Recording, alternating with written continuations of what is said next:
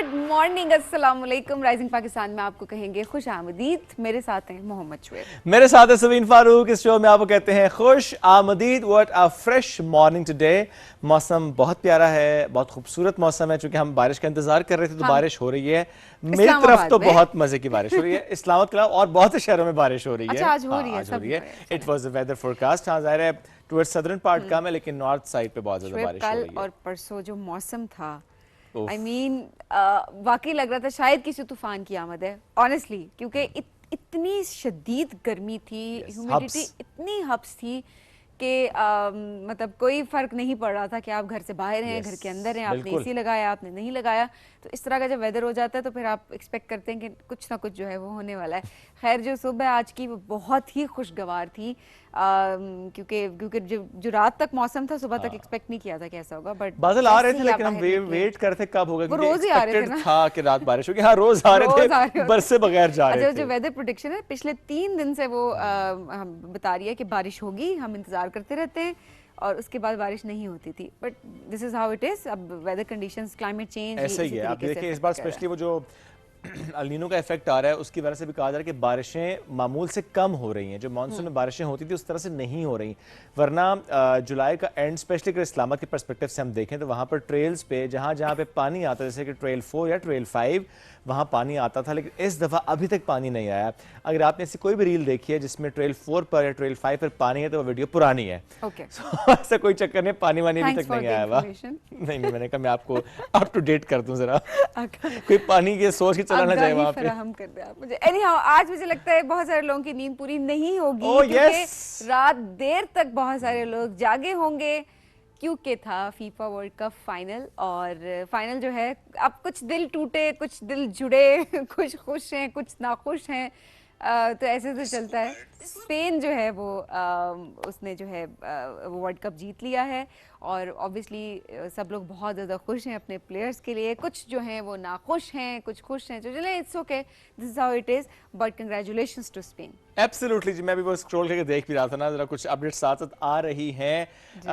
कुछ और अपडेट से बात है ना, तो वो सिर्फ उस मैच से जुड़ी नहीं होती है, वो हर प्लेयर से मुतालिक भी होती हैं, प्लेयर्स से मुतालिक भी होती हैं, जो आमने सामने प्लेयर्स होते हैं उससे मुतालिक भी होते हैं। जैसे कि मीम्स बनना शुरू हो गई हैं मेसी को लेकर। मेसी के फैंस बड़े अफसरदा हैं, they are very upset. Could be his last world cup. अभी ऑब्वियसली कोई अनाउंसमेंट तो ऐसा नहीं हुई है, बट हो सकता है कि लास्ट वर्ल्ड कप हो। बट ठीक है, किस्मत की बात होती है। सब अच्छा खेले, दोनों टीम्स अच्छा खेली, एंड देन ऑब्वियसली अच्छा, मैं कहता हूं बहुत ही अच्छा खेली, बड़ा टफ टाइम दिया, बहुत टफ टाइम। यानी मुकर्रर वक्त में कोई गोल ही नहीं कर सका। तो आप ये कह सकते हैं, दो बेस्ट टीम जो थी, वाकई जो बेस्ट टीम थी, वो वर्ल्ड कप में उतरी थी फाइनल में। और स्पेन एक बार फिर champion after so many years.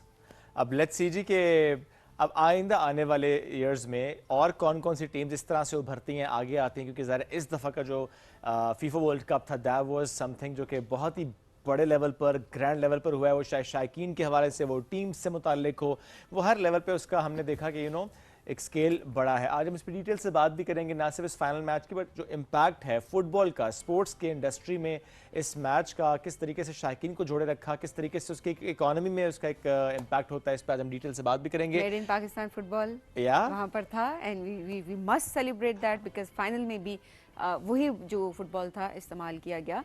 तो जाहिर सी बात है, हमारे प्रोडक्ट्स, इनकी जो पॉजिटिविटी है पाकिस्तान की, वो भी हमें प्रेजेंट करना बहुत ज़्यादा इंपॉर्टेंट है कि हम दिखाएं कि ये पॉजिटिव साइड है। बट इंशाल्लाह वो दिन भी दूर नहीं है कि हमारी टीम भी वहाँ पर मौजूद होगी। बिल्कुल ऐसे ही है जी, इंशाल्लाह। अभी हम बढ़ेंगे एक ब्रेक की तरफ। जब ब्रेक से वापस आएंगे, हमारे गेस्ट साथ मौजूद होंगे, उनसे हम करेंगे बात। Stay with us, this is rising Pakistan.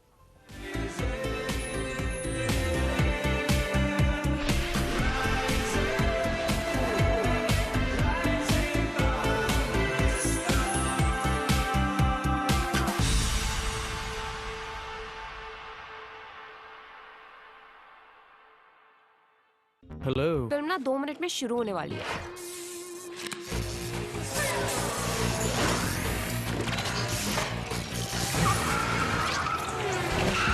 तुम इस पे आए हो? इस पे नहीं, इस पे आया हूँ। हमने कहा रुक ही जाते हैं। बहुत अच्छा किया। भाभी, अब आपके हाथ की खास चाय मिल जाए तो मजा आ जाए। क्यों नहीं, अभी ला दो। Thank you.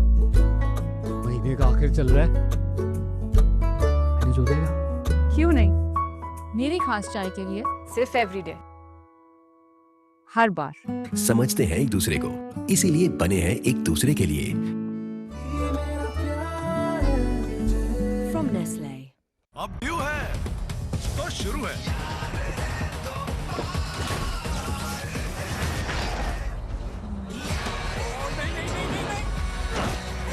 ये कमेंट, ये व्यू और ये माउंटेन ड्यू।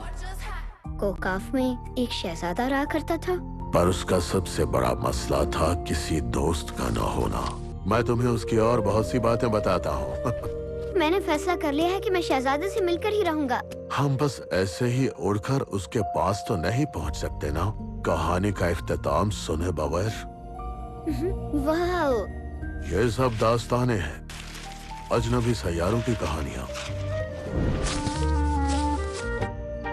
जिन्हें सच की कदर हो उनके लिए सितारे कभी खामोश नहीं होते। मैं तुम्हें ढूंढने के लिए आ रहा हूँ। मगर हम उसे ढूंढेंगे कैसे? तुमने परिंदों के गौल के साथ सफर किया था। क्या तुम सब कुछ भूल गए हो? तुम्हें इस गुस्ताखी की सजा मिलेगी। मिस्टर प्रिंस रुक क्यों गए? चलो भागो। चलो अब सितारों को आजाद करवाएं।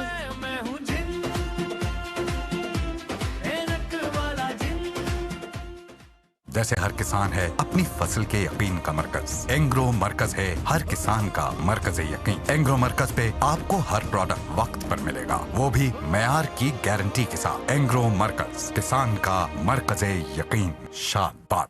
हेलो। फिल्म ना 2 मिनट में शुरू होने वाली है।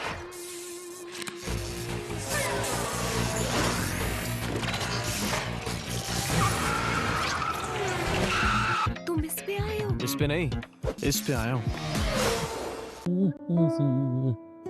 सिर्फ एक कप? खुद ही तो महंगाई लगे रहते हो। मैंने सोचा थोड़ी बचत कर लूं। मतलब 2 लोग एक ही कप में पिएंगे? नहीं, आप देखेंगे। मुझे पता था। क्या करूं? इससे बनते ही 2 कप हैं। समझते हैं एक दूसरे को, इसीलिए बने हैं एक दूसरे के लिए। From Nestle. अब ड्यू है तो शुरू है।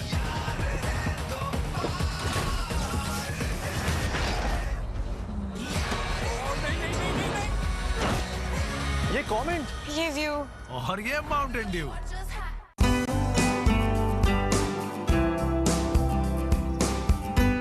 रोज एक नई सुबह, नए चेहरों, नए अंदाज के साथ।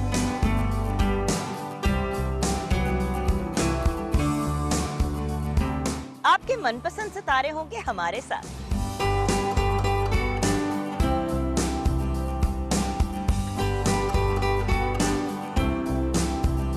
ढेरों खुशियों के साथ करेंगे हल्ला गुल्ला, मस्ती और मजाक।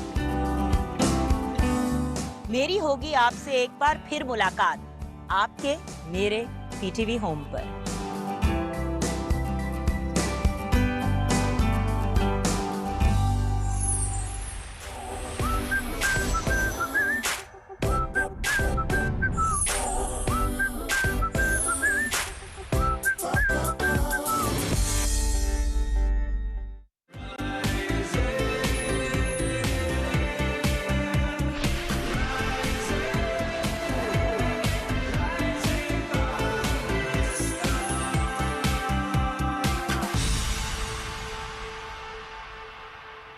Welcome back. राइजिंग पाकिस्तान में एक बार फिर कहते हैं खुश आमदीद। मुझे लगता है कि आज का जो दिन का आगाज कह लें या शायद पूरे दिन में भी फुटबॉल के अलावा शायद कोई बात उस तरीके से हो नहीं रही होगी। तो पहले भी football craze and football fever was everywhere. लेकिन हम फिर भी करेंगे।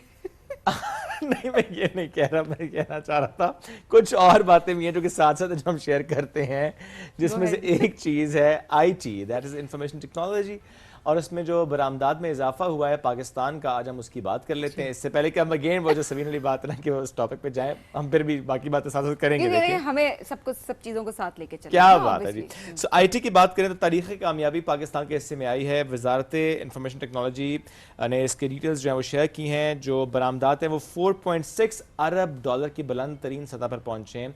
स्टिल पोटेंशियल बहुत ज़्यादा है, ह्यूज पोटेंशियल है, हमें वो टैप करना है, बट जो हमारी कामयाबी है, जो जिस तरह से हम उसको बढ़ा रहे हैं, उस पर बात करना बहुत ज़्यादा इंपॉर्टेंट है। और इसमें credit goes to the government and institutions and of course तमाम प्राइवेट पार्टनर्स जिन्होंने हमारे नौजवानों को ट्रेन किया है बहुत से डोमेन्स में, बिलखुसूस जब IT एक्सपोर्ट बढ़ाने के लिए आप ये बात कर रहे होते, कैसे डॉलर पाकिस्तान आएगा, कैसे आपने काम करना है, कैसे दुनिया से कनेक्ट होना है, कैसे अपनी सर्विसेज देनी है, कैसे अपनी नई राहें चुननी है और इसमें काम करना है। इसमें देखिए 250 से ज़ायद पाकिस्तानी जो हैं उनको ये मौका दिया गया कि वो एक्सप्लोर कर सकें इस इंडस्ट्री को, किस तरीके से जॉब्स हासिल कर सकते हैं, स्टार्टअप्स और अपने प्रोडक्ट्स बेसिकली जो एंटरप्रेन्योर्स हैं इस हवाले से जो IT इंडस्ट्री में काम कर रहे हैं उनके खिदमात बेसिकली जो आलमी मंडी है उसमें मुतारिफ करवाने का उनको थ्रू आउट जो इनिशिएटिव्स थे उनमें मौका दिया गया है। और ऑब्वियसली जो वज़ीर-ए-आज़म पाकिस्तान उनके भी जो डिफरेंट विजिट्स हुए हैं, इंटरनेशनल विजिट्स की अगर हम बात करें तो ऑब्वियसली उनमें भी उन्होंने काफ़ी ज़्यादा इस चीज़ की कोशिश की है कि IT की फील्ड को फ़रोग दिया जा सके और हमारे पाकिस्तानी हमारा जो टैलेंट है वो किसी तरीके से जो बाहर की इंडस्ट्री है उसका एक्सपोजर मिल सके, उनको नौकरियां मिल सकें, उनको फंड्स मिल सकें, उनके प्रोडक्ट्स जो हैं वो मुतारिफ हो सकें। तो ऑब्वियसली जो चीज़ें इम्पैक्ट क्रिएट करती हैं उन पर बात करना बड़ा इंपॉर्टेंट होता है। बिल्कुल ऐसे है। तो ये तकरीबन 21% इजाफा हुआ है लास्ट ईयर से हमारी IT बरामदात में। मूविंग ऑन अपने मौजू की तरफ आते हैं, जो सब सुनना चाहते हैं, जो सब डिस्कस कर रहे हैं और करना चाहते हैं। देखिए जो इवेंट होता है ना, जैसे रात में हुआ तो अब सुबह अब मुझे लगता है आज का दिन रात तक ना लोगों को, क्योंकि हमने जी सिर्फ फीफा की बात करनी है, वर्ल्ड कप की, और बात जो है हमसे कल करें या हमसे परसों करें, या वो फैंस जो कि रात भर जाके वो प्रॉब्लली अभी लेट भी उठेंगे, बट स्टिल ये हो रहा होता है कि जो एक मेगा इवेंट होता है उसकी जो बास्केट्स है वो काफ़ी दिन तक सुनाई देती रहती है। We talking about FIFA world cup, जिसका आज हमने अपने प्रोग्राम के आगाज़ में भी जिक्र किया। अर्जेंटीना वर्सेस स्पेन, और स्पेन जो चैंपियन बना है सेकेंड टाइम, और किस तरीके से दोनों टीम्स ने बहुत भरपूर मैच खेला। और जिस तरीके से हम देखते हैं ना कि एक एक second that was very important कि अगले को मौका ही नहीं देना। यानी एक तो अपनी स्ट्रेंथ पर काम किया हुआ था, दूसरे की वीकनेस जो कि नज़र ही कहीं से नहीं आ रही थी। बहरहाल स्ट्रेंथ वर्सेस स्ट्रेंथ का मुकाबला बहरहाल लग रहा था ये कि अब कोई वीकनेस शो होनी ही नहीं देनी कि किसी को मौका मिल जाए मैंने मुखालिफ टीम को।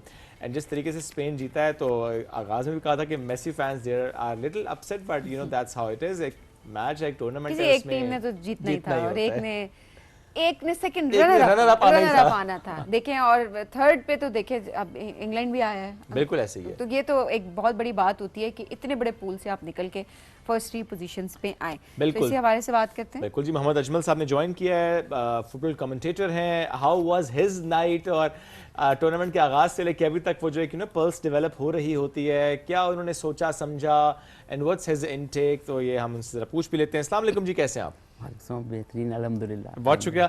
सबसे पहले तो एक जुमले में जरा बताइएगा ना, कल का जो फाइनल था, how was it, what's your word for that? जी हाँ, बिल्कुल। आप 39 डेज 39 दिन का जो एक था, एक पूरा का पूरा वर्ल्ड कप अख्ताम पजीर हुआ। 80,000 का क्राउड था ग्राउंड के अंदर। और ये एक ऐसा बुखार है जो पूरी दुनिया के अंदर अर्ज के ऊपर सबसे ज़्यादा खेले जा रहे हैं। आप ये देखें इस दफ़ा 66 लाख लोगों ने ये मैच जी हाँ, तकरीबन 65-66,000 एवरेज जो इनकी ग्राउंड के अंदर जो इनकी अटेंडेंस रही है, ये बीट हुआ है 2022 वर्ल्ड कप कतर का, और फिर 94 वर्ल्ड कप जो अमेरिका में हुआ था उसको भी इन्होंने बीट किया। तो पजीराई मिली है, फ़रोग हासिल हुआ है, फुटबॉल के अंदर काफ़ी जिद्दत आई है। फुटबॉल जो है पूरी दुनिया में खेले जाने वाला खेल, और इस फुटबॉल के ज़रिए लोगों की जो कम्युनिकेशन, जो ट्रेडिंग है, बाकी चीज़ें और काफ़ी इन्वॉल्व हुई हैं। फुटबॉल के अलावा किसी और गेम में आप देख सकते हैं कोई इतनी कमिटमेंट नहीं हुई जो आप टेनिस को भी देख सकते हैं, गोल्फ को भी देख सकते हैं, हॉकी को भी, क्रिकेट को भी, बाकी गेम्स को भी। 210 प्लस कंट्रीज़ इसके साथ रजिस्टर्ड हैं। 210। तो मैं उस वजह से कह रहा था कि आज ये 80,000 के लगभग जो क्राउड था उसके अंदर डिफेंडिंग चैंपियन अपने टाइटल को डिफेंड करने के लिए मौजूद थे। तो जो स्पेनिश हैं वो टिकी टाका फुटबॉल जो है ना, उनका टिकी टाका जो मशहूर है, बिल्कुल उस हवाले से तो वो फुटबॉल जो है बहुत मुश्किल था उनको पकड़ना ना। तो इनकी जो स्ट्रेटजी थी, और लाफुएंटे जो अपने जो बी डिवीजन्स के कोच से भी फारिग हो गए थे, तो इनको फिर सीनियर टीम के लिए लेकर आया आज से 4-5 साल पहले। स्पेनिश फुटबॉल खेलने की जो ख्वाहिश पूरी दुनिया के फुटबॉलर्स को होती है, ला लीगा खेलने के लिए। आपकी बार्सिलोना के फर्नांडो टोरस ने बेलाखिर गोल स्कोर कर दिया, और एक गोल जो हुआ है उसके बदौलत वो वर्ल्ड चैंपियन 2010 के बाद दूसरी दफ़ा बन गए। 2010 के सारे स्टार्स आपने देखे होंगे वो मौजूद थे। ऑडियंस में बैठे थे ग्राउंड स्टेडियम के अंदर। इस पियोल भी थे, आपके कैसियस भी थे, आपके रेमस थे, तो वो उनका जो शौक़ है फुटबॉल का वो जुनून की हद तक है।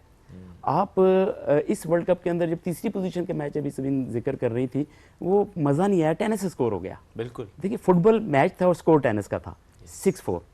तो फुटबॉल के अंदर जो खूबसूरती है 1-0, 2-1, 2-2, 3-2 ये था। आज 1-0 स्कोर जो हुआ है इसके अंदर थ्रू आउट स्पेनिश फुटबॉलर्स ने डोमिनेट किया और थ्रू आउट उनकी जो 800 प्लस पासिस थे उनके, और 800 प्लस पासिस और एक्यूरेसी क्लास की।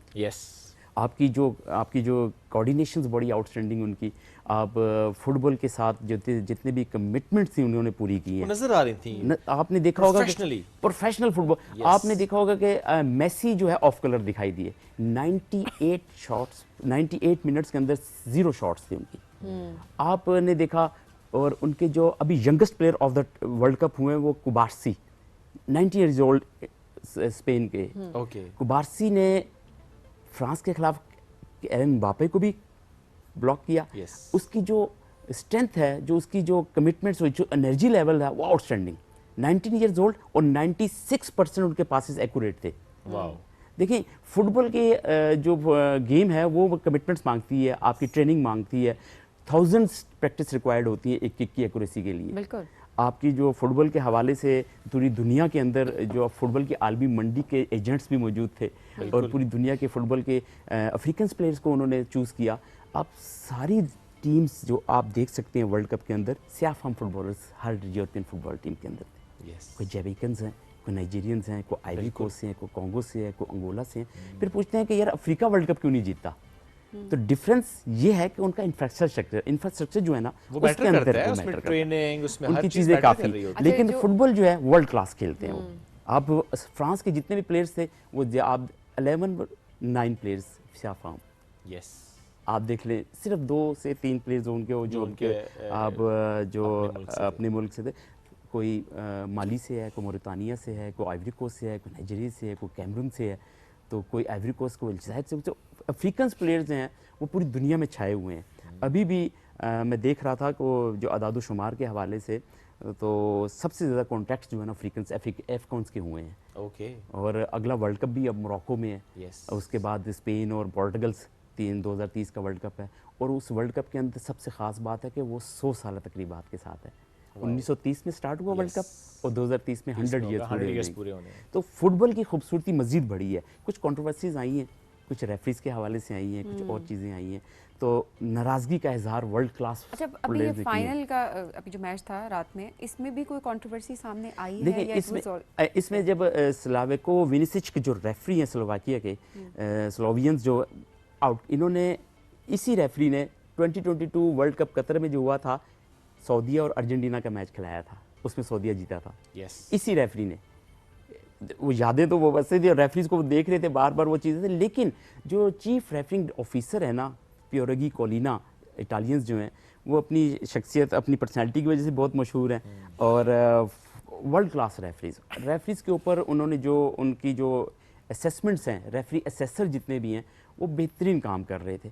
देखिए ह्यूमन एरर तो अपनी जगह पे है, वो रहेगा ज़ाहिर। ह्यूमन एरर तो आप जदीद टेक्नोलॉजी को आपने VAR की सूरत में डिप्यूट कर दिया, आपने GLT गोलन टेक्नोलॉजी लगा दी, ट्रियोंडा सियालकोट से बने हुए फुटबॉल के अंदर चिप लगी हुई, आप जदीद टेक्नोलॉजीज़ के अंदर के आप उसकी प्लेयर्स की स्पीड चेक कर रहे हैं, आपकी इंडोरेंस हो रही है, आपकी रिकवरी चेक हो रही है, विद इन सेकंड्स, कितने सेकंड में ये प्लेयर जो है वापस रिकवर करता है, आपकी थ्रू आउट इस गेम की स्ट्रेंथ जो है उस चिप के अंदर कवर हो रही है। तो फुटबॉल में जिद्दत आने के बाद जो तेज़ी जो आई है ना, वो मैं देख रहा हूँ कि फुटबॉल काफ़ी चेंज हो गया है। अब यूजेन बोल्ट बैठा हुए थे पिछले मैच के अंदर, one of the fastest man of the world जो आप कह सकते हैं, तो वो कहते हैं आप फुटबॉल क्यों नहीं खेलते, आप तो तेज खिलाड़ी है। कहते हैं फुटबॉल बहुत मुश्किल गेम है, टेक्निकल है ना, आपके लिए तो चीज़ें हर चीज़ देखनी पड़ती है। तो इस वर्ल्ड कप के अंदर बहुत सी यादें वाबस्ता रहेंगी, कुछ तल्ख भी हैं, कुछ अच्छी भी हैं।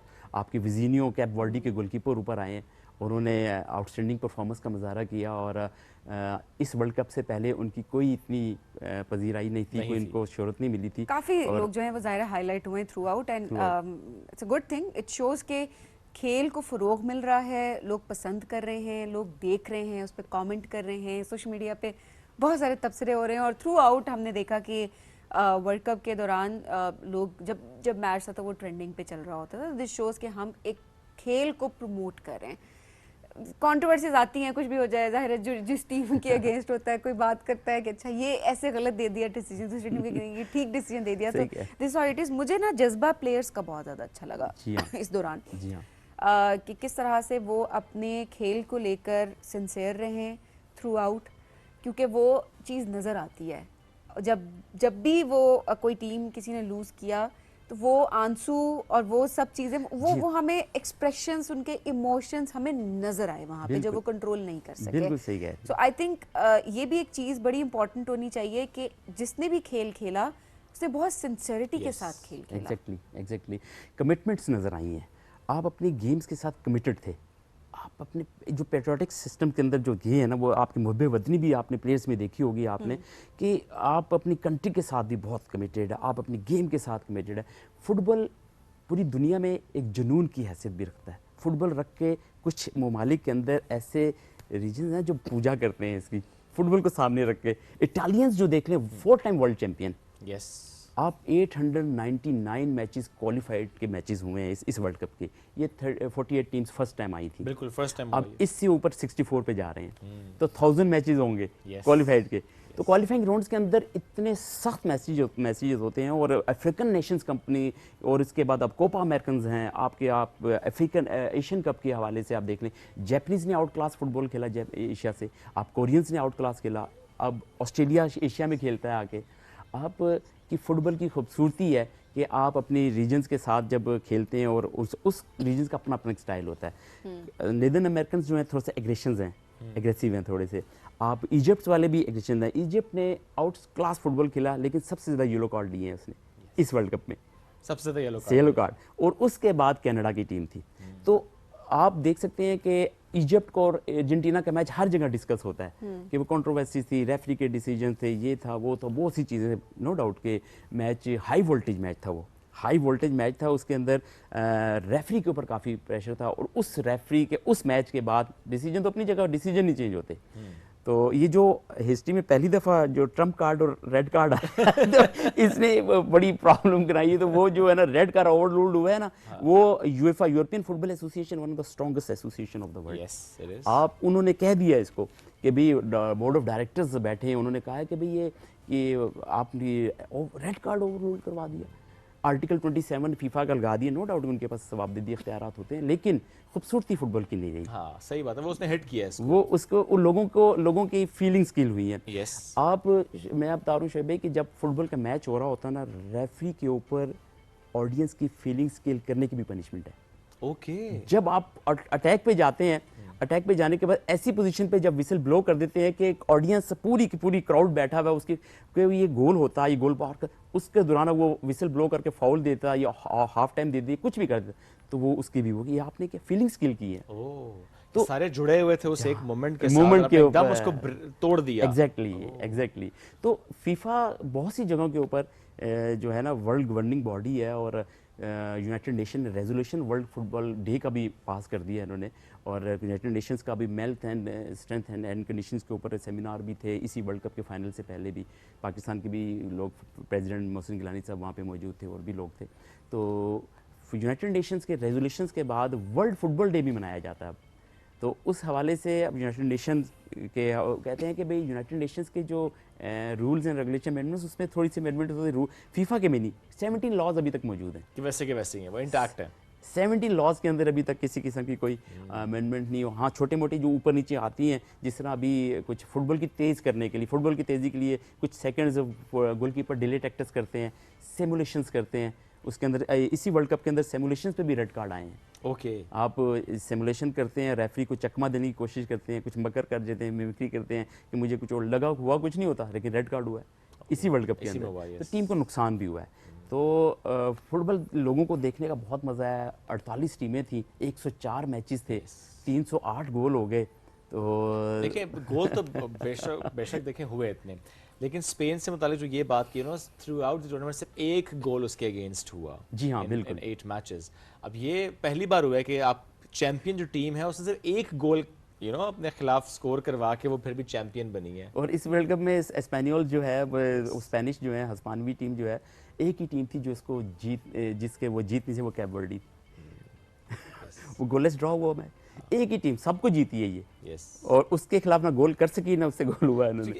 इसका मतलब ये कि जो इनकी जो दिफाई लाइन थी ना वो बहुत ज्यादा मजबूत थी। इन्होंने डिफेंस पे बहुत ज्यादा काम किया था, अटैक पे भी ज़ाहिर किया, वो सबने किया, बट शायद ज्यादा उन्होंने डिफेंस पे किया। डज दैट मीन कि जिसने डिफेंस अपना ज्यादा मजबूत किया है वो ज्यादा सिक्योर रहा है? जी, फ्रेंच फुटबॉलर्स जब फ्रांस की टीम फर्स्ट मैच से अब तक वो उनकी प्रेडिक्शंस टॉप पे जा रही थी कि फ्रांस वर्ल्ड कप जीतेगा, फ्रांस वर्ल्ड कप जीतेगा, जो ओवरऑल उनकी जो पोजीशन। आपको भी लगता था?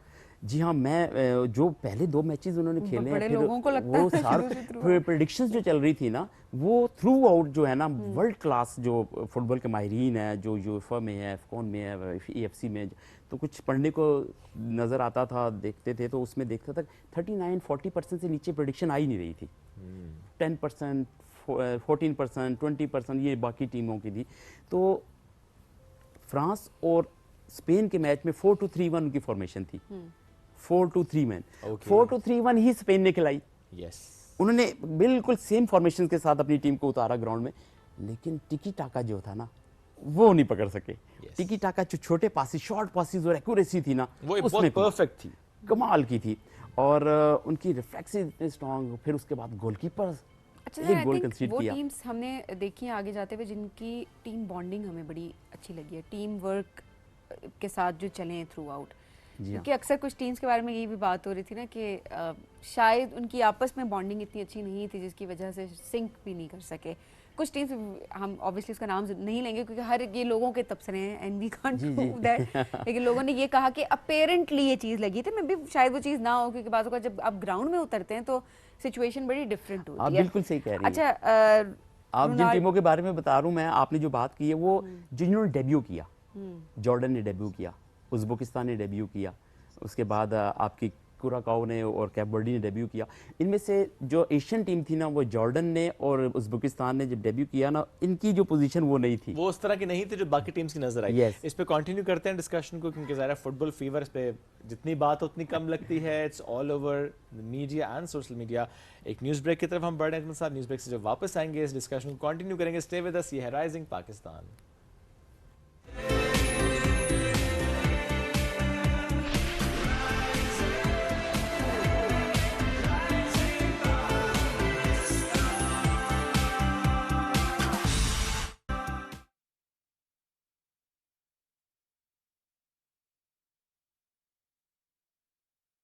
एक टीम ने ज़ाहिर है जीतना होता है। सो हम अपने डिस्कशन को कंटिन्यू करते हैं। अजमल साहब साथ मौजूद हैं, he is a sports commentator, उनसे हम गुफ्तगू कर रहे थे। अब ज़रा बात करते हैं कि ये जो मिलते हैं ना, ये टाइटल्स जो मिल रहे होते हैं, स्पेशली अगर इसमें गोल्डन बूट की बात करें, गोल्डन ग्लव्स की बात करें, इस तरह और बहुत से टाइटल्स हैं जो कि मिलते हैं और वो थ्रू आउट फिर आपके करियर के लिए बहुत इंपॉर्टेंट होते हैं। सो एक्सपेक्टेशंस वर्सेस रियलिटी की एक्सपेक्टेशंस के साथ साथ वही हुआ जो कि सोच रहे थे। तो अजमल साहब, इन तमाम टाइटल्स को देखते हुए व्हाट्स योर वर्ड, सब कुछ एज पर नज़र आ रहा था जिस तरह से, उसी तरह से हुआ? जी हाँ, बिल्कुल। जो गोल्डन बूट की जो टाई पड़ी हुई थी वो लियोनेल मेसी और एम्बापे के दरमियान थी। एम्बापे को मिल गया। वो ज़ाहिर 10 गोल स्कोर कर लिए उन्होंने, लास्ट 3rd पोजीशन मैच में भी 2 स्कोर किए उन्होंने। तो उसमें जो एरन हॉलैंड थे जो नॉर्वे के, वो भी साथ चल रहे थे 7 गोल के साथ। तो इसमें लियोनेल मेसी जो है वो आखिरी 2 मैचेस के अंदर ऑफ कलर दिखाई दिया। एलन एम्बापे को जो कहते हैं कि गोल की मशीन कहा जाता है। अच्छा, इसके क्या रीज़न वैसे आपको, क्योंकि काफ़ी सारे ये जो आप कमेंट करें, बहुत सारे लोगों ने कहा कि वो अपने फॉर्म में नहीं थे, जिस तरह मेसी होते हैं उस तरह से नहीं थे। क्या प्रेशर बहुत ज़्यादा ले लिया मैच का? देखिए, जॉर्डन के अगेंस्ट उनको मैच में पुट नहीं किया गया था, एक कमज़ोर मैच में ना, जिस तरह आप देख सकते हैं कि एलन एम्बापे को सारे के सारे मैचेस उन्होंने मैच खिलाए, उनके जो डीडीआर डेशैम्स जो उनके कोच हैं। जॉर्डन के अगेंस्ट उनको आखिरी मिनट्स में डाला गया। उन्होंने अपने कोच की स्ट्रेटजी थी कि उनको सेव करना है, क्या करना था, लेकिन वो माइंडसेट उनका वर्ल्ड कप था सही कि हमने वर्ल्ड कप के लिए जाना है। और कुछ इंडिविजुअल प्लेयर्स होते हैं, कुछ कंट्री प्लेयर्स होते हैं, कुछ उनकी अपनी स्ट्रेटजी होती है कि इस हिसाब से खेलना है। 39 ईयर्स ओल्ड, 39 साल की एज के अंदर वर्ल्ड कप खेलना। और आप देख लें इससे पहले जितने भी स्टार्स रहे हैं ना, आप पेले को देख लें, आप ज़िनेडिन ज़िडान को देख लें, आप उससे पहले रॉबर्टो बाजियो को देख लें, ये 31, 32, 33, 34 मैक्स, बस इससे ज़्यादा नहीं।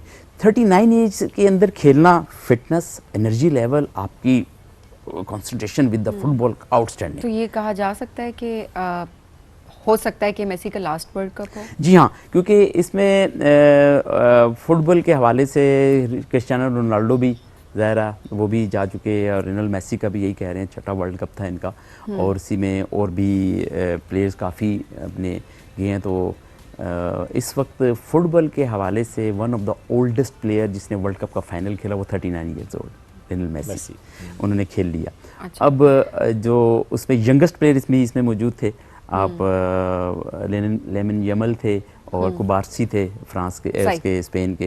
तो गोल्डन बूट के हवाले से, जो गोल्डन बूट होता है वो वर्ल्ड कप का जो टॉप स्कोरर को दिया जाता है। तो 10 गोल स्कोर कर लिए थे एम्बापे ने, और मोस्ट वैल्यूएबल प्लेयर, जो best player of the event, वो लियोनेल मेसी को इन्होंने डिक्लेयर किया। बिल्कुल ठीक है। तो उस हवाले से जो यंगेस्ट प्लेयर थे वो कुबारसी को में चला गया, और बेस्ट गोलकीपर का अवार्ड, जो ग्लव्स होते हैं, गोल्डन ग्लव्स जिसे कहते हैं, वो 1 गोल कंसीड किया स्पेन के गोलकीपर उनाई सिमोन ने। तो वो इंडिविजुअल जो होते हैं वो बड़े काउंट करते हैं कि ये जो आपको जो अवार्ड दिए जाते हैं, और ये आपकी लाइफ का हिस्सा, आपकी कैरियर का हिस्सा, अचीवमेंट्स होती हैं। और ऐसे इवेंट के अंदर जहाँ पे आप नेल बाइटिंग मैचेस थे, सनसनीखेज मैचेस, और आपकी तैयारी, आपकी 4 साल की तैयारी होती है, आफ्टर 4 ईयर्स ये इवेंट में आना होता है। तो उस हवाले से आपका जो डोमेस्टिक फुटबॉल होता है, जो आपका प्रोफेशनल फुटबॉल होता है, वो सारा साल चलता रहता है।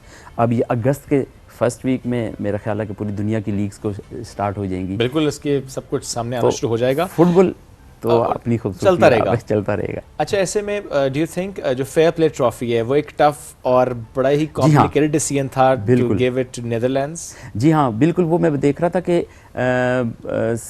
येलो कार्ड जो है ना, वो आपकी टीम का पॉइंट कम करता है। आपका जो रेड कार्ड है वो 3 से 4 पॉइंट कम कर देते हैं। जहाँ पे नीदरलैंड को बहुत कम येलो कार्ड हुए, इस टाइम चेक रिपब्लिक की टीम थी, इसमें टाई थी, नॉर्वेजियंस प्लेयर्स थे, इनके अंदर काफ़ी टाई थी कि इनके प्लेयर्स फेयर प्ले किया, इन्होंने कम से कम येलो कार्ड लिए हैं, कम से कम फाउल किए हैं। तो उस वजह से अब रात को देख रहा हूँ तो 5 येलो कार्ड अर्जेंटीना को हो गए, 1 रेड हो गया। तो एग्रेशंस देखा फुटबॉल के हवाले से, तो एक उनका था कि भी हमने वर्ल्ड कप जीतना है, जीत के जाना है। हमने 7 दफ़ा वर्ल्ड कप का फाइनल खेल के 3 दफ़ा वर्ल्ड चैम्पियन हुई है अर्जेंटीना।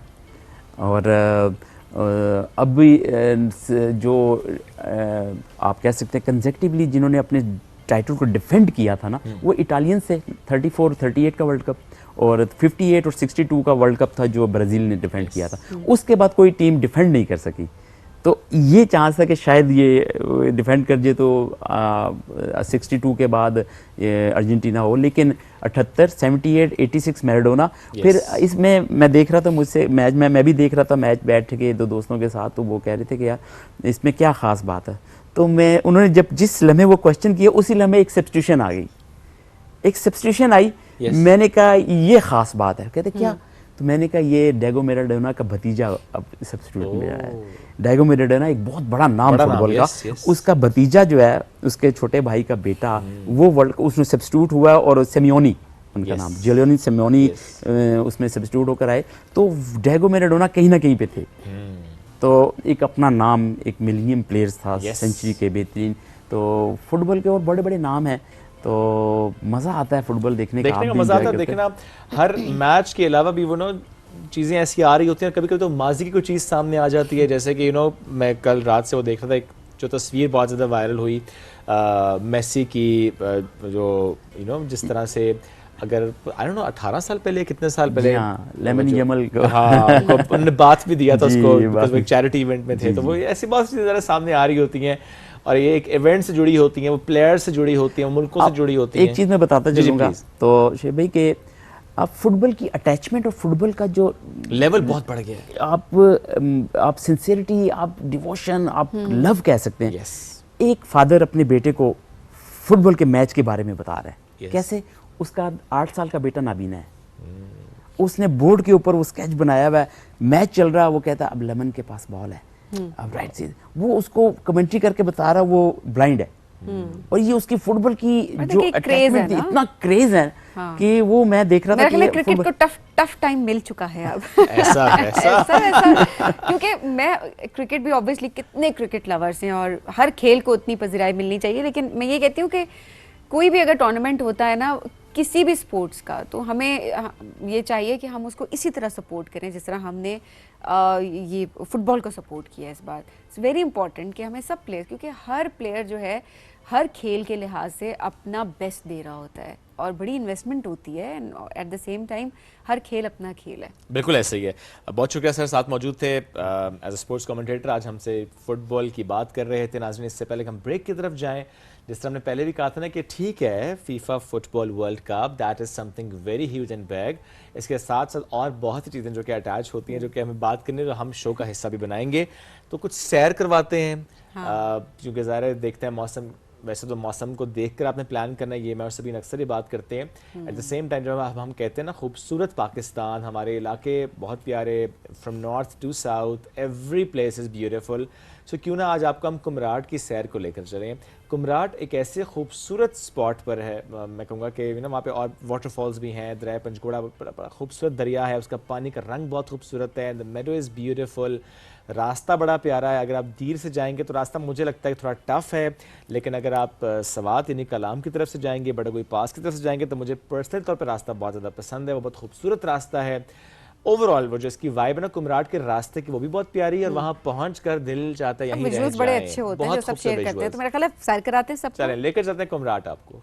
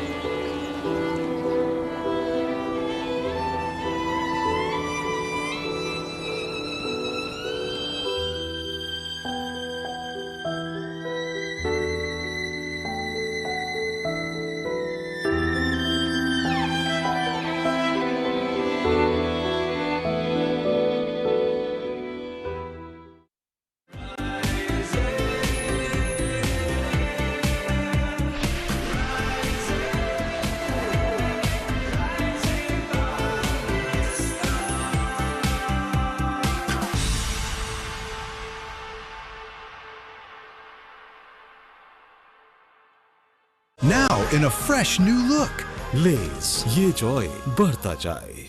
मतलब क्या स्ट्रॉन्गर पेप्सी का? मतलब कमाल। क्या टेस्ट है यार? बट टेस्ट है क्या यार? उससे पूछो। Extra fizz, extra taste, stronger Pepsi. Uncle एक कुरकुरे। कुरकुरे ही क्यों?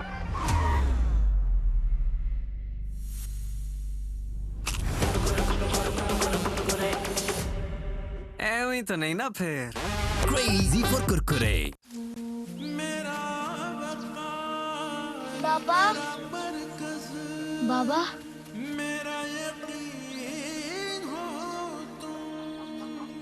मैं जिस सरखेज चमन का हरा सा बूटा हूँ, लहलहाते हुए उस खेत के अमीन हूँ।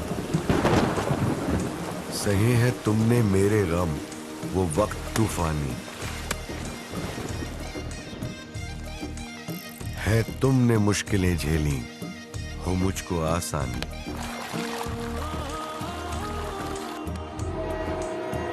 मेरे मुस्तकबिले महफूज की जमीन हो तुम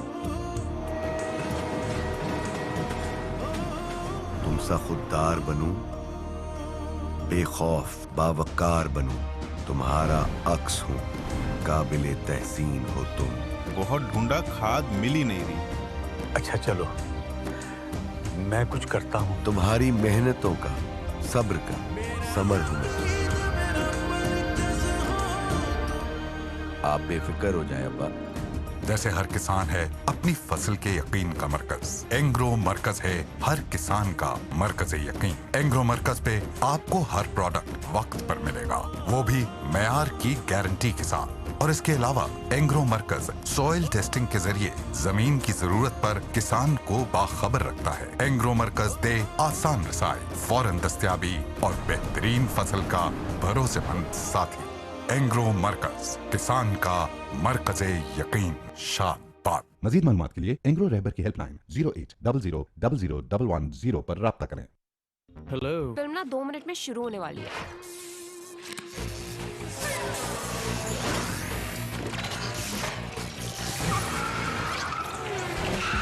तुम इस पे आए हो? इस पे नहीं, इस पे आया हूँ।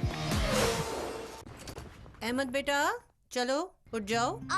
मम्मा हाँ दांत में बहुत दर्द है। कैविटी कैविटी है क्या? मैं स्कूल कैसे जाऊंगा? आज फिर स्कूल छोड़ो। ओके मम्मा। तुम ना एक्टिंग स्कूल जाओ, अच्छी कर लेते हो ड्रामेबाज। हर माँ जानती है कि कोलगेट मैक्सिमम कैविटी प्रोटेक्शन का फ्लोराइड और कैल्शियम बूस्ट दे पूरे 24 घंटे तक कैविटी से हिफाजत। 24 घंटे तो कैविटीज का कोई चांस ही नहीं। Colgate maximum cavity protection. हमने कहा रुक ही जाते हैं। बहुत अच्छा किया। भाभी, अब आपके हाथ की खास चाय मिल जाए तो मजा आ जाए। क्यों नहीं, अभी ला दो। Thank you. महीने का आखिर चल रहा है, जो देगा। क्यों नहीं, मेरी खास चाय के लिए सिर्फ एवरीडे, हर बार। समझते हैं एक दूसरे को, इसीलिए बने हैं एक दूसरे के लिए। From Nestle. मैं रहूं strong, vitamin C, B6, D3 और जरूरी कैल्शियम के साथ। CAC 1000+। Take care of yourself. तमाम दवाएं बच्चों की पहुंच से दूर रखें। तबीयत ज्यादा खराब हो तो डॉक्टर से रुजू करें। दवा के इस्तेमाल से मुज़िर असरात की सूरत में इत्तला मुताल्लिका कंपनी और ड्राप को दें। अब ड्यू है तो शुरू है।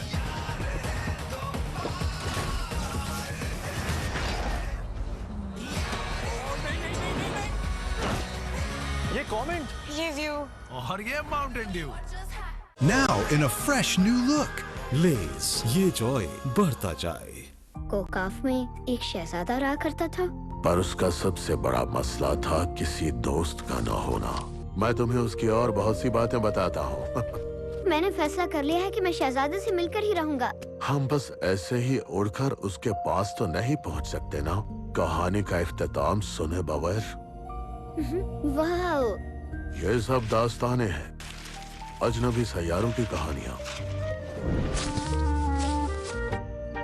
जिन्हें सच की कदर हो उनके लिए सितारे कभी खामोश नहीं होते। मैं तुम्हें ढूंढने के लिए आ रहा हूँ, मगर हम उसे ढूंढेंगे कैसे? तुमने परिंदों के गौल के साथ सफर किया था, क्या तुम सब कुछ भूल गए हो? तुम्हें इस गुस्ताखी की सजा मिलेगी। छोड़ दो हमें। मिस्टर प्रिंस रुक क्यों गए? चलो भागो। चलो अब सितारों को आजाद करवाएं।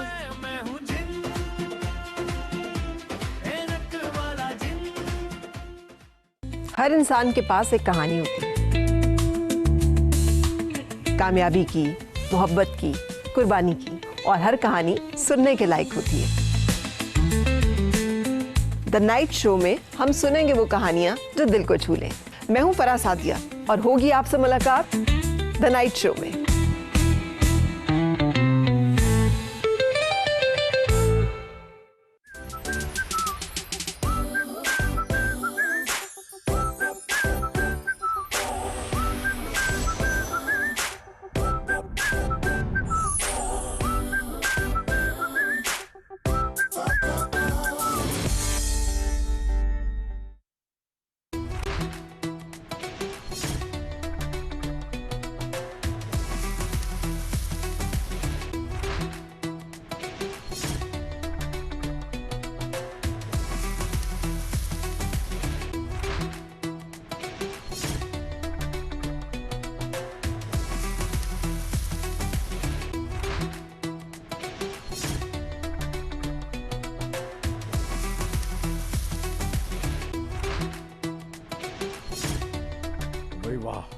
वाओ।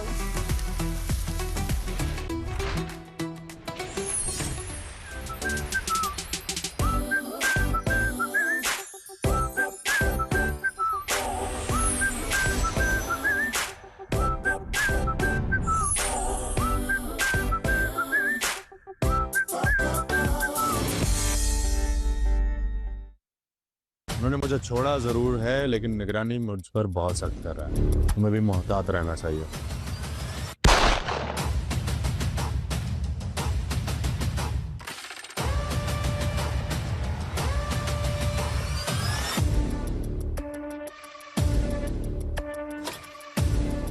अरे ऐसा कुछ नहीं है। तो फिर वो इतनी बेतकल्लफ क्यों हो रही थी? बदकिस्मती से हम लोग इस बुराई से लड़ भी रहे हैं और बुरे भी बन रहे हैं। जब आप सिस्टम के अगेंस्ट जाते हैं ना, तो दुनिया आपको कबूल नहीं करती। But I really don't care. तुम अच्छी तरह जानती हो मिसबा, मैं क्या कर सकता हूँ। बस मैं तुम्हें वार्न करना चाहता हूँ।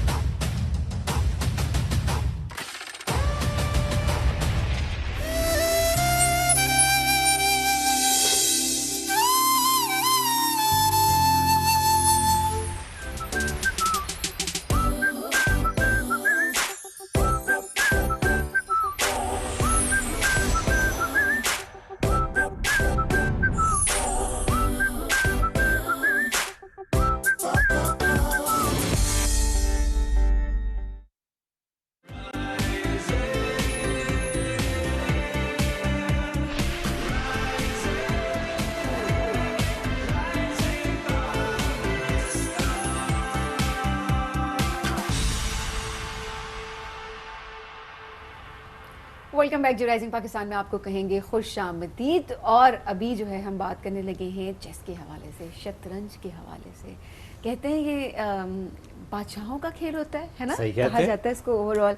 तो आज जो है वो वर्ल्ड चेस डे मनाया जा रहा है, शतरंज का आलमी दिन मनाया जा रहा है, जिसका मकसद ये है कि किस तरह से इस खेल को मज़ीद फ़रोग दिया जा सकता है। और अभी तक जो काम हो चुका है, जो इवेंट्स होते हैं, उनके बारे में लोगों को आगाही फराहम की जाए।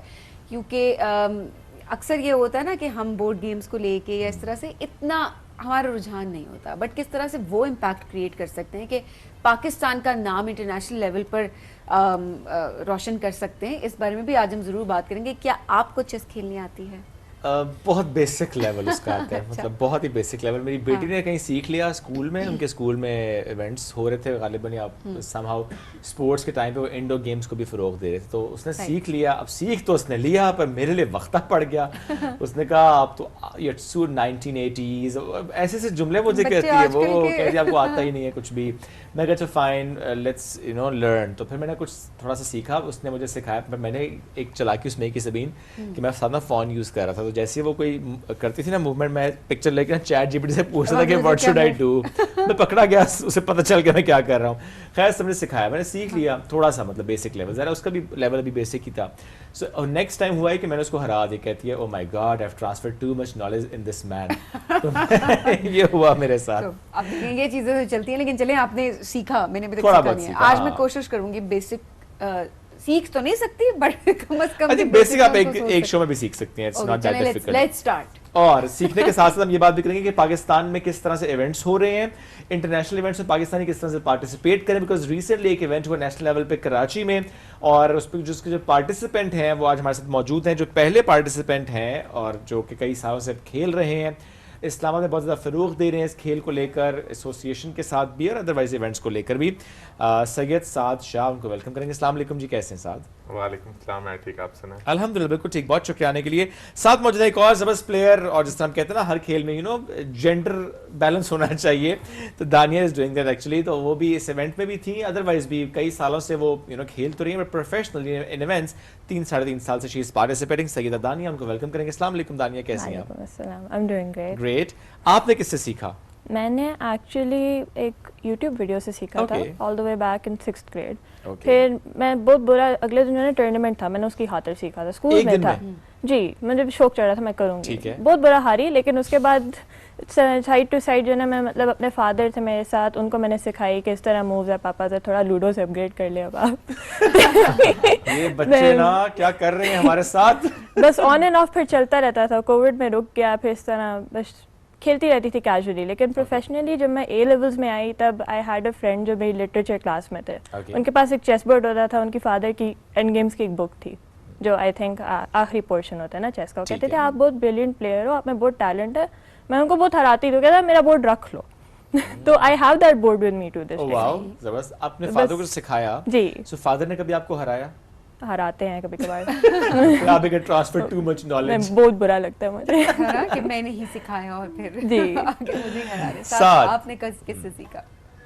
I remember I was like maybe 8 or 9 years old, and I remember my father playing with a friend of his, और वो बैठ के खेल रहे होते थे, and just like the typical how the story goes, I got interested and asked him, so he taught me back then, but like I did not continue it throughout. दरमियान में मेरा like hiatus आया, but like 6-7 years ago I got back into it again. COVID में जब everyone was locked inside, nothing to do, okay, so picked it up again and never looked behind. क्या बात है। Events कितने ज़्यादा हो रहे हैं साथ पाकिस्तान में? पाकिस्तान के अंदर I think if we look at the last couple of years, तो जो करंट फेडरेशन है और जो current people who are leading the association in Islamabad are doing a great job. यहाँ पे इवेंट्स हो रहे हैं, फेडरेटेड इवेंट्स हो रहे हैं, और ऐसे इवेंट्स हो रहे हैं जिसके ऊपर फैमिलीज आती हैं, जिसके ऊपर लाइक वुमेन प्लेयर्स हैं, मैन प्लेयर्स हैं। अभी we went to Karachi for a national level event. And how was it? Well, I did not win, but I did get a title. I finished 6th nationally. जबरदस्त, क्या बात है। कितने players थे उस इवेंट में? उस प्लेयर्स में more than 100 players, and only those who had qualified from all over the country. So there were regional qualifiers in the provincial capitals. Lahore में हुए, पेशावर में हुए, इस्लामाबाद में हुए, and then all those people submerged in Karachi. और वहाँ पे एक नेशनल चैंपियनशिप्स हुई। तो दानिया, लड़कियाँ कितनी थी उस इवेंट में? लड़कियाँ अराउंड 30 थी। आई थिंक ये भी इम्पेरेटिव है मेंशन करना कि CFP की तरफ से उन्होंने जो है ना अकोमोडेशन पूरी की थी सब प्लेयर्स की, तो आप पहले क्वालिफाई हुए, then they sent you there, आपको उस तरह कोई फिक्र करने की नहीं थी ज़रूरत। जबरदस्त। आई थिंक इट्स गुड कि लड़कियाँ भी थ्रू आउट इस खेल में भी आगे काफ़ी अच्छा एक्सपीरियंस था। मेरा पहला नेशनल लेवल टूर्नामेंट था, मैंने जो पहले नेशनल्स खेले हैं वो स्टूडेंट गेम्स तक थे, तो वो एक्सपोजर मेरे लिए आई थिंक काफ़ी अच्छा एक्सपीरियंस रहा है, मुझे बहुत मज़ा आया था। और देखिए इसी तरह से स्टेप बाय स्टेप चल के आप इंटरनेशनल लेवल तक जाते हैं ना, तो इंटरनेशनल किस तरह से कॉम्पिटिशंस होते हैं, हम अवेयरनेस के पर्सपेक्टिव से बात करना चाह रहे हैं कि कैसे पार्टिसिपेट कर सकते हैं वो तमाम प्लेयर्स जो कि पार्टिसिपेट करना चाहते हैं। वेल एब्सोल्युटली, अभी जो हमारी नेशनल चैंपियनशिप्स हुई हैं, there is a chess olympiad which happens every couple of years, और उस जो पाकिस्तान की जो टीम है, आपके नेशनल चैंपियनशिप्स उसके क्वालिफायर्स होते हैं। So the people who finished in top 5, I just missed out on it. I finished 6th. Are going to be going to Samarkand, Uzbekistan for the chess Olympiad, and they are going to be playing with all the heavyweights. और पाकिस्तान को represent करेंगे। उसके अलावा Asian games होती हैं, amateur क्वालिफायर्स होते हैं, जिसके क्वालिफायर्स इस्लामाबाद में होते हैं, डिफरेंट प्रोविंशियल कैपिटल्स में होते हैं. So for all the young players out there are so many opportunities if you just give it a bit of time. Great. Tania, इसमें फॉर्मेट्स भी होते हैं. हमें तो चेस ही लगती थी कि आज से सेगमेंट से पहले अभी हम पढ़ रहे थे तो उसमें स्टैंडर्ड, रैपिड और ब्लिट्स, तो ये तीनों फॉर्मेट्स क्या हैं? ये स्टैंडर्ड में होता ये है कि you have a very long game, around half an hour to 90 minutes आपके क्लॉक पे होते हैं. इंक्रीमेंट थोड़ा आगे पीछे चलता रहता है. रैपिड में ऑन एवरेज आपके पास 10 to 15 मिनट्स होते हैं. उसमें खत्म करने के उसमें थोड़ा जो है ना आपका होता है एक टाइम कंस्ट्रेंट होता है. ब्लिट्स बिल्कुल I would say is like उसमें चेस जो है ना बहुत नॉनसेंसिकल हो जाती है, बिकॉज आपके पास 3 मिनट होते हैं और आप बस जो है ना मतलब वही बुलेट में जो है ना आप बस लग रहे होते हैं. इट्स एक बहुत फास्ट पेस होता है वो. तो I don't really like Blitz in my personal opinion. मैं खेलती आई थिंक वो प्रोडक्टिव चेस नहीं है, इज माय पर्सनल ओपिनियन. लेकिन लोग फन के लिए खेलते हैं, सो आई डू अप्रिशिएट दैट. साद, आपको कौन सा फॉर्मेट ज़्यादा पसंद है? स्ट्रेंथ आपकी क्या है?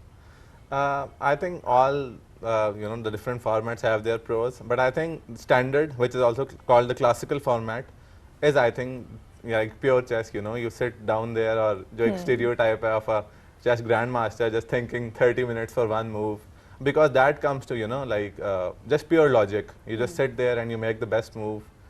So definitely classical. सीखनी है आपने? आए. मैं आपके लिए ब्लिट्स फॉर्मेट ही है इसमें तो सकता है. मुझे तो बेसिक्स भी नहीं आती ना. मुझे लगता है आपको बेसिक्स आती है तो आपको you should give it a try. आए जी सारे. हाँ, सारे आते हैं, मैं साथ खड़ी होती हूँ. अब चूंकि वो कह चुकी कि ब्लिट्स उन्हें पसंद नहीं है, वरना 3 मिनट में हम खेल लेते हैं. चलें जी, बिस्मिल्लाह करें. ऐसी सेट हुई है जी, और इसमें हुआ है कि हमसे एक आधी गलती होगी, लेकिन हमारे यहाँ पे क्योंकि शाह जी मौजूद है एक, तो शाह जी ने फौरन से करेक्ट किया कि ये क्योंकि छुपे खिलाड़ी निकले, छुपे रुस्तम. हमें अब मालूम है कि शाह जी इस स्टूडियो के अलावा क्या करते हैं. चलिए जी, आप जरा हमें समझाते हैं. हाँ, चलिए शुरू करते हैं ना. फॉर एग्जांपल देखिए, जैसे हम यहाँ से स्टार्ट कर सकते हैं जी. बिल्कुल स्टार्ट कर सकते हैं. गलत स्टार्ट किया मैंने. ये आपने बिल्कुल ठीक स्टार्ट किया, and actually you played an opening, and this opening has a names as well. It's called the queen's Indian attack actually. Queen's Indian attack. Yeah. Okay. Absolutely. It's called 1b3.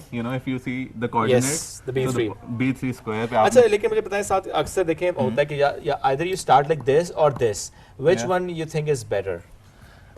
अब depend करता है कि strategy क्या है. Mind depend करता है opening. अगर आप अपना ये फ्लैंक पॉन मतलब कोने वाला इस तरह ऊपर 2 पे करेंगे, हाँ, अगर आप 2 पे चलाएंगे दैट्स अ बिट ये बेहतर ऑप्शन है. नहीं, अनयूजुअल है, नहीं करूंगा ये. इधर जो है D4 एंड E4, अगर आप कॉर्नर पॉन 2 चल रहे हैं ना, तो that is a bad option. But if you let's say go this is the most. Okay, हाँ, यूं करते हैं. सबसे बेहतर मूव ओपनिंग के लिए ये वाला होता है जो आपने किया है अभी. I would say there are 2 options actually. You can go here, or you can go here. I would say third option भी. I like playing this a lot. Oh, दानिया ने एक तीसरा ऑप्शन निकाला. English opening.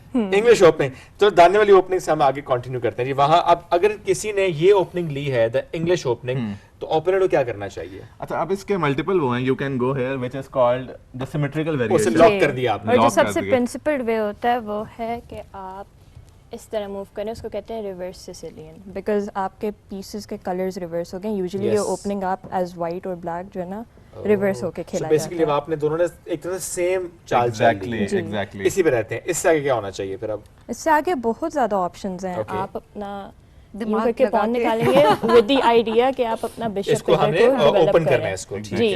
दूसरी option आप अपना night निकाल सकते हो. Either one. हाँ, मैं मोस्टली मैं तो नाइट से स्टार्ट करता हूँ, फिर सेकंड जो मेरी मूव होती है.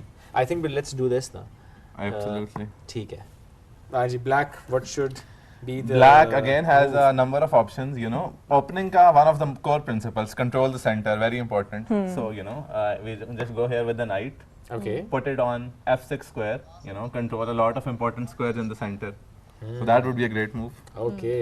देखना, चूंकि आज वर्ल्ड चेस डे है तो इसलिए हमारे सेट पे भी आपको नजर आ रहा है कि हम बहुत ज्यादा उस पे इनटू हो चुके हैं. हम सीखने की कोशिश कर रहे हैं, सिर्फ कोशिश ही कर सकते थे. अच्छा जी, आगे क्या वाइट को क्या करना चाहिए? अब वाइट के पास ऑप्शंस हैं. वाइट का मोस्ट प्रिंसिपल प्लान ये होता है कि वो इस पॉन को मूव करे विद द आइडिया कि उसने अपना बिशप इधर करना है. इसको कहते हैं फियंकटो करना. Because once this bishop is on this diagonal, इस ओपनिंग का आइडिया ये होता है कि आपके जितने भी लाइट स्क्वायर्स हैं ना, इनको कंट्रोल करना होता है। ठीक है। तो वाइट के पास ये एक एडवांटेज होता है, वो अपना ये वाला बिशप नहीं देगा किसी भी सूरत में। Okay. ये उसके लिए एक पावर हाउस है। ठीक है। तो इस तरह होता है। ग्रेट। अच्छा यूँ करते हैं कि हम ब्रेक में थोड़ी सी और खेलते हैं, आप ब्रेक की तरफ बढ़े, तो ब्रेक से वापस आएंगे तो हम आपको बताएंगे कि वाइट स्ट्रेंथ में है या कि black is in the strength. Let's take a break, will be right back. This is rising Pakistan और हम चेस खेल रहे हैं इस ब्रेक में भी।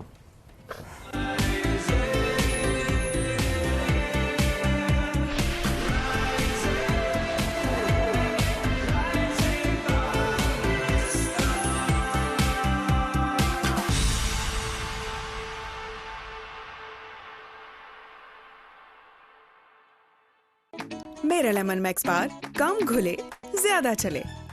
क्यों? यकीन नहीं आता तो खुद देख लें। दूसरे बार बहुत जल्दी घुल जाते हैं, जबकि मेरा लेमन मैक्स बार सबसे कम घुले, तभी तो सबसे ज्यादा चले। लेमन मैक्स बार कम घुले ज्यादा चले।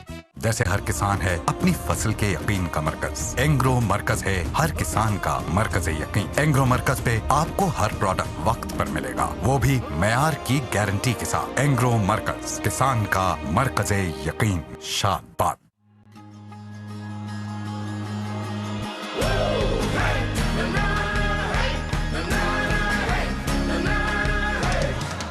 Now in a fresh new look, Lay's ये joy बढ़ता जाए। अब ड्यू है तो शुरू है।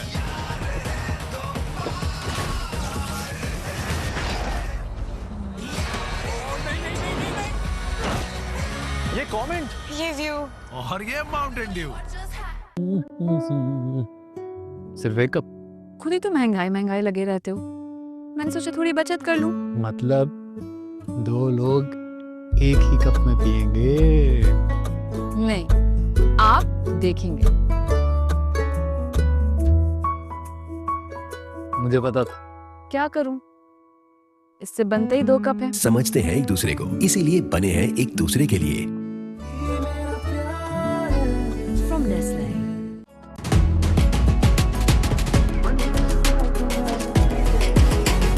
दम दम दम दमादम बन जा नंबर 1। हेलो। फिल्म ना 2 मिनट में शुरू होने वाली है।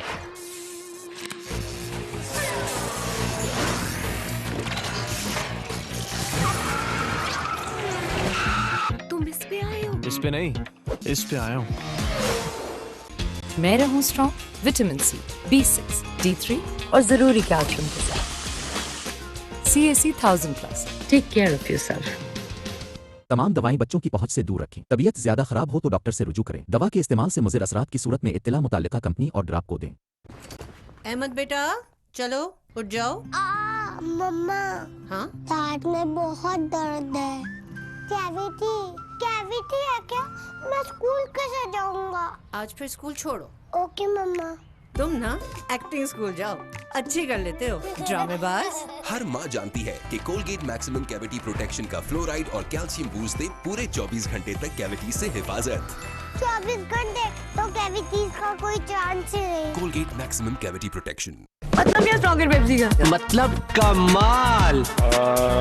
क्या टेस्ट है यार? what टेस्ट है क्या यार? उससे पूछो। एक्स्ट्रा फिज, एक्स्ट्रा टेस्ट, स्ट्रॉन्गर पेप्सी। सरों पे पगड़ियां पहनकर खुद को मोतबर समझते हो? मुझको जो करना है मैं वही करूंगा, परवाह नहीं है मेरे को किसी की। और ये ताकत और घमंड जो है ना, ये हमें अपने मकाम से गिरा देता। मेरे सीने में उसने आग लगाई है ना, वो तो मैं छोड़ूंगा नहीं। हजारी पर किसी का जादू नहीं चल सकता। लगता है अब मुझे कोई चाहने वाली नहीं मिलेगी।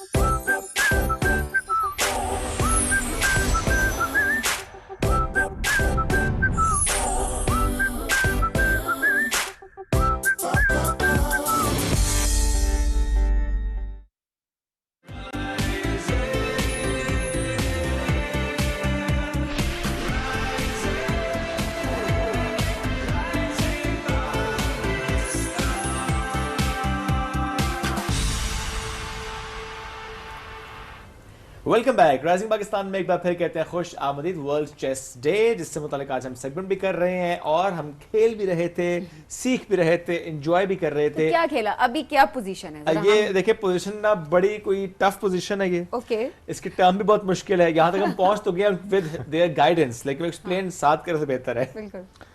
Absolutely. So this is like the most beautiful checkmate that you can get in chess. It's called a smothered mate. Okay. As you can see, the white king is basically surrounded by its own pieces and a lone knight, जो कि basically F2 square से checkmate deliver करती है. So it's like a picturesque position. Okay. So ये जो इस यहाँ तक हम पहुँचे, ये बिल्कुल planned movement होती है आपकी कि अच्छा आपने माइंड में सोचा होता कि मैं अगले को ना यहाँ पे आके फंसाऊंगा और आप उस हिसाब से मूव कर रहे होते हैं अपने तमाम पीसेस को, जाके नहीं अगला बंदा पीस ज़्यादा समझदार है जो खिलाड़ी, वो समझ जाता है कि जो मूवमेंट हो रही है इसके पीछे ये साइंस है, तो वो फिर उसके अकॉर्डिंग भी स्ट्रैटेजी बनाता है। Exactly. I mean, one thing that does not happen in chess is any accident. So you know, chess is always very conscious.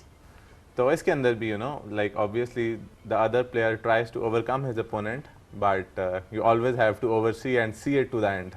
इसकी एक टर्म भी है बाकायदा, उसको कहते हैं prophylaxis, which is when you think about के लेट्स से आपकी मूव स्किप हो गया, आपका ओपोनेंट इस पोजीशन में क्या खेलेगा, तो आपको वो भी एंटिसिपेट करना होता है कि आपका वर्स्ट प्लेस पीस क्या है, आपके ओपोनेंट का क्या आइडिया हो सकता है, वो क्या खेलेंगे, तो आप अपना तो खेलना ये सोचना है कि दूसरा क्या आपको करेगा। आगे थोड़ा करना पड़ता है calculate, at least like I would say 5 to 7 moves तो बंदा सोच ही लेता है। तो थ्रू आउट देखें, एग्जैक्टली थ्रू आउट अगर आप देखें तो आपका दिमाग रोलर कोस्टर पे है, आप थ्रू आउट सोच रहे हैं, दिमाग, हम अक्सर ये कहते हैं ना कि हम शायद अब दिमाग का इस्तेमाल करना ही बंद कर देते हैं, कहते हैं ये चीज़ भी ऐसे हो जाए, ये चीज़ भी वैसे हो जाए खुद से। आप दोनों की अपनी पर्सनालिटी में कितना फ़र्क आया चेस खेलने से? I would say it's like बंदा थोड़ा फोकस में था, थोड़ा इम्पैक्ट है मेरा, फ़र्क आया फोकस में, फोकस, पेशेंस वो भी बढ़ गया काफ़ी, पेशेंस रिसिलियंस वो हमेशा होती है, एक थोड़ा एड्रेनलिन रश मिलता है, उसको भी मैनेज करना बंदा सीख लेता है, इस तरह। पहले एंजाइटी थी। I think more than anything, chess teaches you objectivity. कि anything that happens in a chess game, anything good, is because you achieved it, or anything bad because you made a mistake. Na, no luck, right? There are no dice, there are no cards, so it teaches you complete objectivity. हाँ देखिए कितनी important बात है, कोई luck वाला element नहीं है, आपकी movement define कर रही है। जी। Exactly, that's why a perfect game of chess always ends in a draw. Yes. तो कोई इस गेम में लोग ये नहीं कहते होंगे कि किस्मत की बात थी कि मेरा छक्का नहीं आया, ये नहीं कह आपको सकते खुद पर, हाँ छक्का नहीं आया ये वैसे मैं काफी देर से देख रही हूँ लूडो और चेस का बड़ा कंपैरिजन। इसलिए चेस में अगर आप जैसे let's say if I lose a match in chess, मज़ा आता है, अच्छा लगता है, इट्स लाइक आई नो कि लाइक बहुत अच्छा मैच था, मैंने अपनी तरफ से बहुत एफर्ट की थी और एक मतलब आई वुड से कि बहुत एक जॉय बंदा महसूस करता है।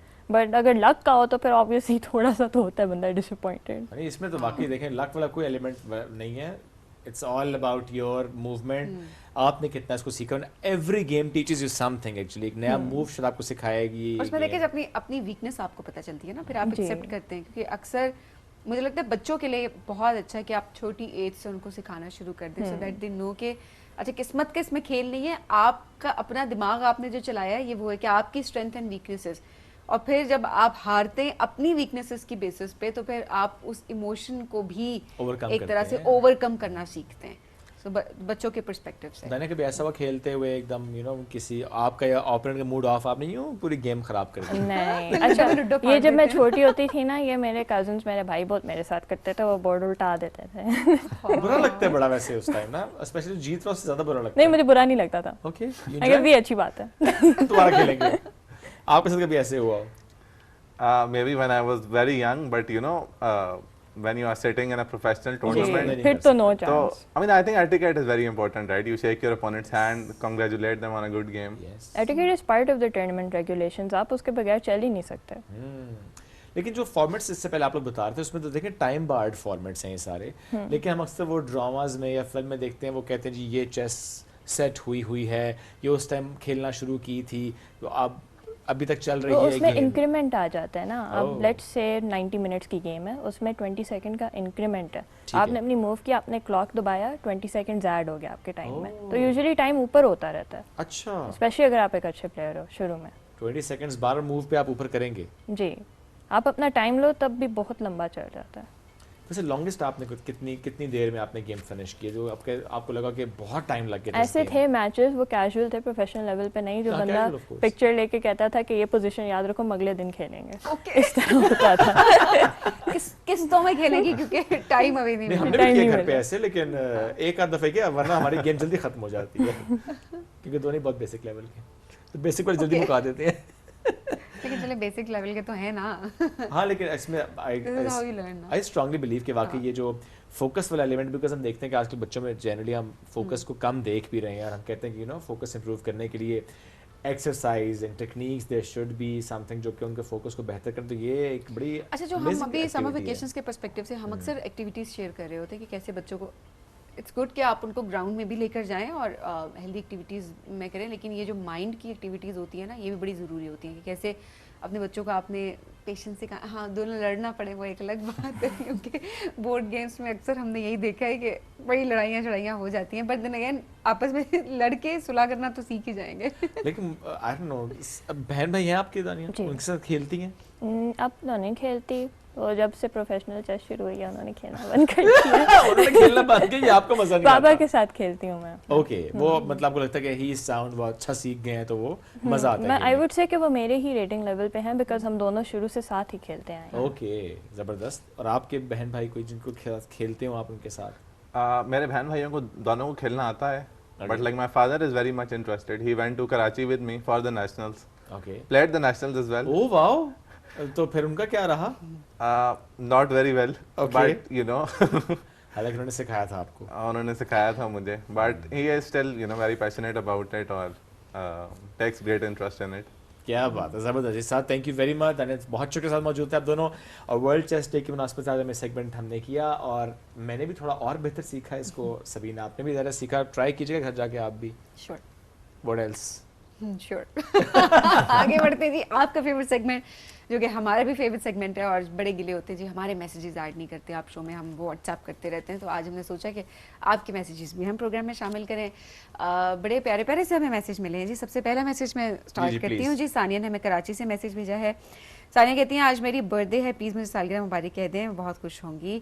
सानिया फ्रॉम कराची, आपको सालगिरह की बहुत बहुत मुबारकबाद हो, हैप्पी बर्थडे टू यू। हमेशा खुश रहें, आबाद रहें और ज़िंदगी में बहुत आगे जाएं। क्या बात है। और मैसेजेस भी हैं?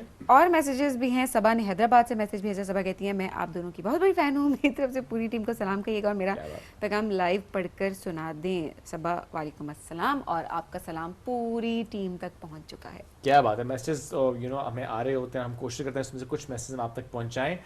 गेम कितनी सीखी है आज आपने, ये भी आपने हमें बताना है। तो हम और आप कौन सी गेम अभी सीख रहे हैं? कोई भी गेम हो तो वो भी बहुत इंपॉर्टेंट होती है कि कैसे आप कुछ नया सीख रहे हैं और कैसे आपने ओवरकम किया, क्योंकि बाजू का कुछ गेम्स होती हैं हम कहते हैं अच्छा हमारा इंटरेस्ट नहीं है या हमें बहुत डर लगता है कि पता नहीं हम सीख सकेंगे या नहीं सीख सकेंगे। तो ये भी ज़रूरी है कि आप ज़रूर बताएं वो टेक्निक्स कि आप किस तरह से उसको ओवरकम कर सकते हैं। आपके पास भी मैसेजेस हैं आई थिंक? मेरे पास मैसेज नहीं है। अच्छा, आपके पास मैसेजेस हैं शुएब? मेरे पास मैसेज नहीं है। नहीं, आपके पास वो जो मैंने आपको मैसेजेस अच्छा ओके। मेरे को सभी बात मतलब देख क्यों रही है आप? समझ मैं देख रही हूं, मैं कह रही हूं मेरे पास है। ओह सॉरी जी, है जी बिल्कुल। बिलाल है हाफिजाबाद से। हाय हाय हाय, बिलाल नाम तो बड़ा प्यारा है। और आपने फिर एक दफ़ा, मुझे लगता है कि पहले भी आपने जब मैसेज किया था हमें, सो आपने शायरी की थी, आज फिर शायरी आई है जी, तो इसीलिए तो मैसेज आपके पास है। चाय की चुस्की में है जादू कोई, थकन के मारे दिल को दे आराम कोई, दुनिया के सारे गम भुला दे पल में, इस कप में छुपा है सकूं का खजाना कोई। हाय हाय हाय। शाम की तन्हाई हो या यारों की महफिल, चाय के बगैर अधूरी है हर मंजिल, भाप उड़ती हुई जब लबों को छुए, जिंदगी लगे जैसे फिर से मुकम्मल। वाह वाह, मुकम्मल, क्या बात है। ओहो, चुस्की मैं नहीं ले रहा, मेरी चाय ठंडी हो गई है। सोबिया है हैदराबाद से और उनका मैसेज खास तौर पे आया है सबीन बाजी के लिए। वो कहती हैं आपी स्यापी, आपी स्यापी लिखा ना पूरा, ये स्यापी आपने खुद लिखा है। अरे वो कैजुअल हो रही है आपके साथ। आपको एक दफा ये कहना है, आपको एक दफा ये कहते सुना था कि आपके हाथ की चाय सबको पसंद आती है। आप चाय कैसे बनाती हैं? मैं भी सीखना चाहती हूँ। क्या आप दूध पत्ती बनाती हैं इलायची के साथ या कुछ और? प्लीज बताइएगा। तो please share the recipe. I am 200% sure ये मैसेज नहीं है, ये मैसेज उन्होंने खुद से। अच्छा अच्छा ओके सही है। मेरा ट्रस्ट इश्यूज है। Please share the recipe. अच्छा चाय मैं कैसे बनाती हूँ? चाय आपने भी मेरे हाथ की चाय पी हुई है ना? और आप तारीफ कर दें पहले फिर मैं अगली बात मैं आई एम नॉट अ चाय लवर, चाय वाकई बहुत अच्छी थी। चाय वाकई बहुत, और मैं खुद चाय नहीं पीती। नहीं मैं इसको और ज्यादा ऐड करता हूँ, अगर मेरी बेगम को चाय पसंद कहीं कि आ जाए इसका मतलब चाय बहुत अच्छी थी and she loved your T. हाँ तो अब ये देख लिया। अच्छा सबसे इंटरेस्टिंग बात इसमें ये है कि मैंने खुद चाय कभी जिंदगी में पी रही है, मुझे चाय का जायका नहीं पता, बट मैं चाय बहुत अच्छी बनाती हूँ। बट उसमें यही होता है कि आपने जो लोग पानी बहुत ज़्यादा ऐड कर देते हो ऑब्वियसली उसके चाय का जायका ख़राब हो जाता है। तो आपने अगर 1 कप दूध लिया है सो आपने उसमें इतना सा पानी ऐड करना है, बहुत ज़्यादा नहीं ऐड करना, ताकि वो थोड़ा सा डाइल्यूट हो जाए। और उसके बाद आपने पत्ती, मैं कैसे बताऊँ ऐसे, पत्ती अपने दिमाग के हिसाब सभी मुझे एक बात याद आ गई से ऐड करें, लेकिन मेन इंग्रेडिएंट जो चाय का होता है वो है इलायची पाउडर। नहीं ऐसे नहीं करना सभी। वो तुम्हें मैंने रील भेजी थी एक जिसमें वो रेसिपी बनाती है खातून, वो जो विदाउट एनी इंग्रेडिएंट, वो मुझे भूल गई, आपने मुझे भेजी थी लेकिन वो एग्जैक्टली मुझे वो उसमें ऐसे करते हैं वो I don't know how to do that. Oh वो ड्रॉ करते हैं या समटाइम्स वो ये करती हैं, ये चलें यूं कर लेते हैं ना, वो इस तरह रेसिपी समझाती हैं। वो कहती हैं जी ये केटल है, हाँ। आपने सबसे पहले केटल में डालना है पानी, ये पानी डाले ऐसे करते रहेंगे, फिर वो कहते हैं क्या है बता दूंगी आपको, जब चैनल मोनेटाइज हो जाएगा तब आपको सिखा दूंगी चीजों के साथ, असली चीजों के साथ। अच्छा ये उबाला आ गया, अच्छा दूध डाल दी, आपने इलायची डाल दी, ये आपने चीनी डाल दी, ये चाय पी ले। तो चाय मुझे लगता है कि हर किसी का अपना टेस्ट होता है, वो भी बहुत मैटर करता है, बट जो मेन इंग्रेडिएंट है वो इलायची पाउडर है। और एक मिनट साथ सबसे इम्पोर्टेंट, उनको चाय वैसे पसंद है? जी आपको चाय पसंद है? जी। What's your recipe for the tea? मैं तो अपनी चाय में, वो डिपेंड करता है मौसम पर। सर्दियों का टाइम हो थोड़ा सौंफ, थोड़ा कार्डमम मैं ज़रूर डालती हूँ उसमें। बिल्कुल ठीक है। और वैसे सिनेमन भी डालती हूँ, सिनेमन वाली चाय मुझे अच्छी लगती है। मुझे खुद बड़ी पसंद है वैसे सिनेमन एंड इलायची बोथ। आप साथ चाय लवर हैं? आई लव चाय। बनानी नहीं आती ना? बनानी, आई मेक द बेस्ट चाय। ओह चाय कंपटीशन होना चाहिए यहाँ पे। उनकी चाय का मुझे लगता है आज वैसे चेस की जगह ना मुझे लगता है कि हम यहाँ सेगमेंट करके ना एक केटल रखनी चाहिए थी और चाय का साथ की रेसिपी क्या है चाय की?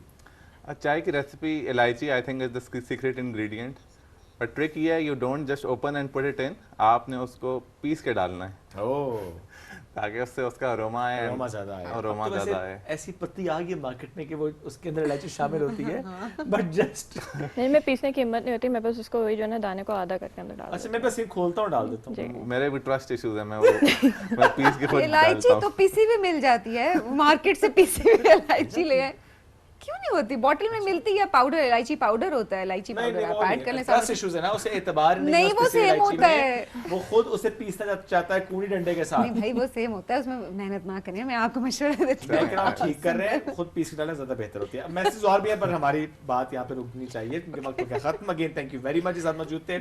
चेस खेलें साथ चाय पिए, मौसम आज चाय वाला वैसे है, अपनी अपनी फेवरेट रेसिपी के साथ आप चाय बनाएं, पकौड़ों वाला भी है, मंगवा दो।